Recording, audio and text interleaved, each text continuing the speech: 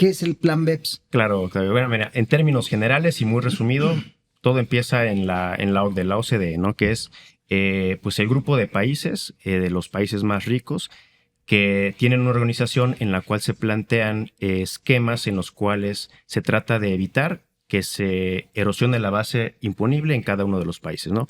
Derivado del trabajo de la OCDE, se creó el Plan de Acción BEPS, que significa, por sus siglas en inglés, evitar la erosión de la base imponible, ¿no? Este plan tuvo 15 acciones en total que se fueron bajando poco a poco y se fueron publicando poco a poco. Empezó el trabajo desde 2012, ya llevamos para muchos años, y en 2015 se publicaron las acciones, ¿no? Y en particular estamos hablando ahorita de...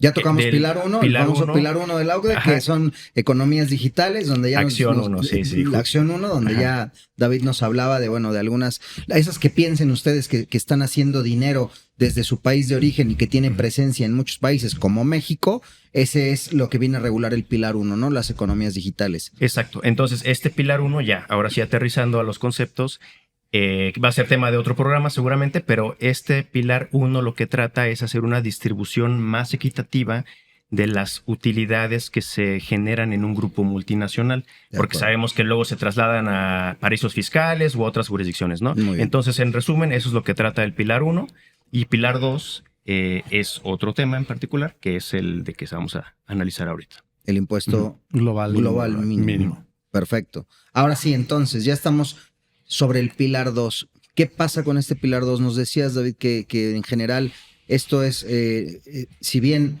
los países se pueden subir o no, pero en el unirse a este plan, a este gran tratado, esta gran estrategia, te va a permitir también generar más ingresos para tu economía local y evidentemente para tus arcas, ¿no? Sí. El Pilar 2, que uno de los principales componentes es el impuesto global mínimo. ¿Sí? Y lo que viene a establecer esta iniciativa es que todos los países que se suban a este acuerdo internacional van a tener reglas parejas, y las reglas parejas son muy concretas, ¿sí?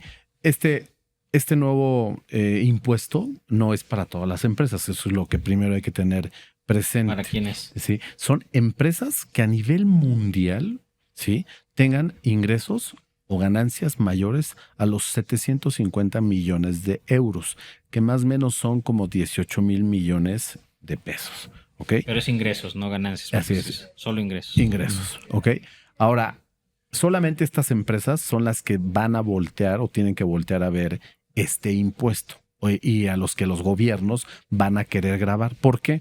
Porque el tamaño les permite precisamente, o les ha permitido el administrar sus utilidades en el mundo y pagar los menores impuestos en el mundo por sus actividades. Entonces, este impuesto es muy interesante porque lo que va a prever es que todos los países que tengan empresas de este tipo, con este tamaño de ingresos, ¿sí?, deben de obligarse a gravar en su país al menos con una tasa del 15%. Ese es el impuesto mínimo. Y diríamos, oye, pues en México grabamos el 30%, ¿no? En principio no preocupa. Pues no necesariamente, porque sabemos que a través de una serie de interpretaciones, eficiencias y demás, puedes llegar a pagar menos del 15%. ¿Ok? Entonces, esa es una primera regla. Todos los países deben de tener el 15% mínimo de este tamaño de empresas. ¿A quiénes los va a aplicar en el caso de empresas mexicanas? Pues habrá que voltear, porque no queremos decir nombres, pues a la Bolsa Mexicana de Valores, ¿no? Ese es un referéndum. Algunas de esas empresas pues son las que van a estar obligadas a este impuesto mínimo global.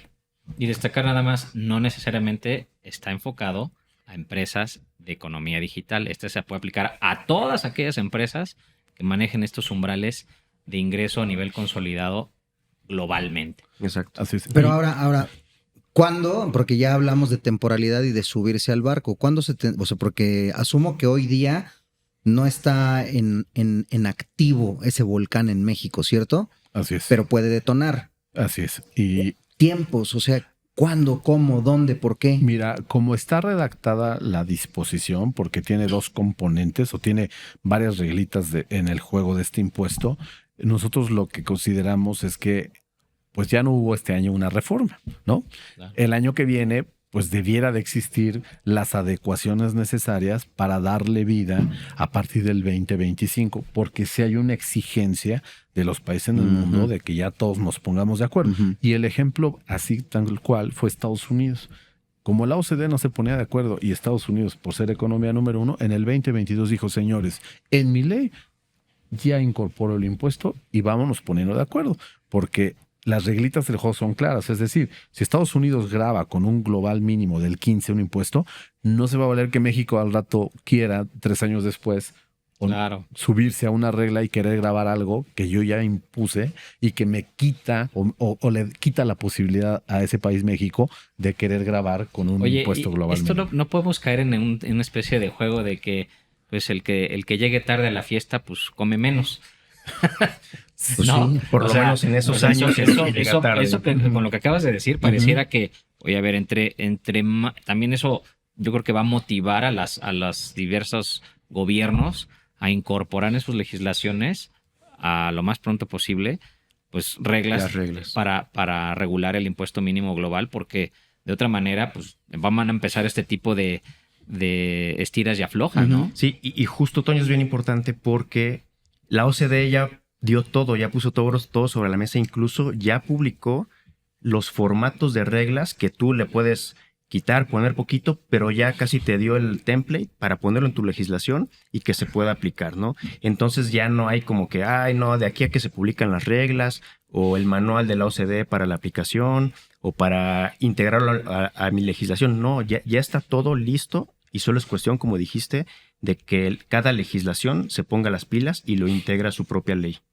Oye, pero por ahí se mencionaba desde hace varios años que no iba a haber nuevos impuestos en nuestro país. ¿Me estás diciendo que esto no es cierto? Pues mira, no son nuevos impuestos, simplemente se está poniendo a nivel mundial. No al menos propuesto por México, no por los legisladores. Sí, de hecho esto lo que procura es que con lo que hay y con estas nuevas reglas, porque esta regla del 15% tiene 2 consideraciones importantes.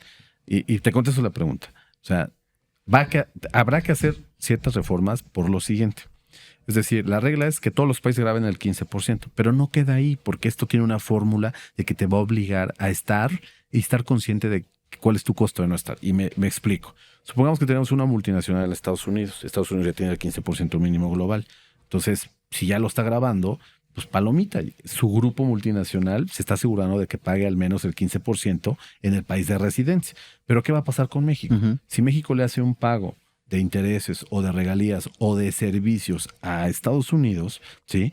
Como ya está grabado al 15%, entonces la deducción en el caso de México no tiene problemas, porque está sujeto a una regla, que hoy existe algo parecido en la ley, que si no está sujeto al menos al 15%, entonces tú no puedes tener la deducción. Pero más aún, ¿qué pasa si no hay una regla de retención? Porque te dice, ok, ya tienes el 15%, pero si en el pago que tú haces de esos intereses regalías no grabas al menos el 9%, te pone el 9% sobre esos ingresos, entonces tienes un problema también. ¿El país pagador? El país pagador. El país pagador puede, si no pagas el 9%, al menos en la retención, puedes imponer un impuesto mínimo del 9%. ¿Qué pasa con México? En la mayoría de los tratados tenemos el 10%. Entonces podríamos decir que palomita, que no está en riesgo el pago que yo le haga a Estados Unidos. Y por ende la deducción tampoco. Pero Estados Unidos es como nuestro escenario, creo yo, más sencillo. Pero ¿qué va a pasar con países como Luxemburgo, como Irlanda, como Holanda, tal vez Suiza, que tienen un régimen fiscal que no necesariamente están grabando hoy al 15%? Y ahí pones en riesgo tu deducibilidad y segundo, en la posibilidad de que México atrape vía la retención ese tipo de pagos. Wow, ¿okay? Bueno, bueno, por lo que se ve, pues esto es más complejo de lo que obviamente nos lo estás platicando. O sea, hay mucha tela de dónde cortar y qué tejer, porque definitivamente no es un tema fácil de digerir. O sea, ahorita tú estás contando pues nada más la puntita del iceberg, ¿no? Pero detrás hay toda una metodología, tanto para el impuesto global mínimo como para el famoso Pilar 1, ¿no? Sí. Y bueno, aquí en materia de precios. Sí, exactamente. Adelante, Eduardo. Y adicionando, no es algo completamente nuevo y que las administraciones tributarias no se den cuenta.